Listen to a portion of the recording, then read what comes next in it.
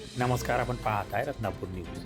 पावसाने पाठ फिरवल्याने खरीप धोक्यात, उगवलेली पिके कोमजली, दुबार पेरणीचे संकट. जून महिन्याच्या शेवटच्या आठवड्यात लातूर जिल्ह्यासह परिसरात पावसानंतर शेतकऱ्यांनी मोठ्या आशेने शेतीची मशागत पूर्ण करून सोयाबीन, तूर, मूग, उडीद, कापूस आदी खरीप पिकांची पेरणी केली. मात्र 1 जुलैनंतर पावसाने अचानक दडी मारल्याने शेतकऱ्यांच्या आशावर पाणी फिरवल्याची वेळ आली आहे.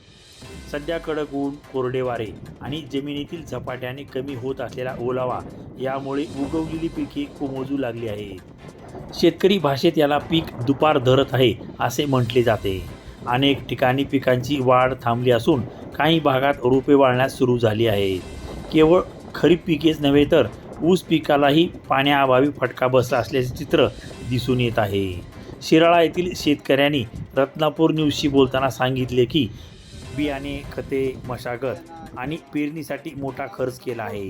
आता पाऊस नसल्याने केलेली गुंतवणूक धोक्यात आली असून कर्जबाजारी शेतकऱ्यांची चिंता आणखीन वाढली आहे. त्यातच शेतीच्या कामासाठी मजूर उपलब्ध होत नसल्याने अडचणीमध्ये अधिक भर पडत आहे. शेतकऱ्यांचे म्हणणे आहे की येत्या 1-2 दिवसात चांगला पाऊस झाला नाही तर उगवलेली पिके पूर्णपणे वाळून जाण्याची शक्यता आहे. त्यामुळे अनेकावर दुबार पेरणी करण्याची वेळ येऊ शकते. दुबार पेरणी म्हणजे पुन्हा बियाणे, खते, मशागत आणि मजुरीचा अतिरिक्त खर्च. त्यामुळे आर्थिक संकट अधिक तीव्र होण्याची भीती व्यक्त होत आहे.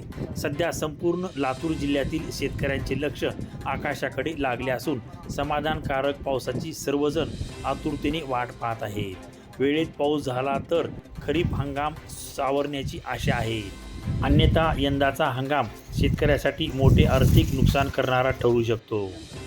रत्नापूर न्यूज, लातूर.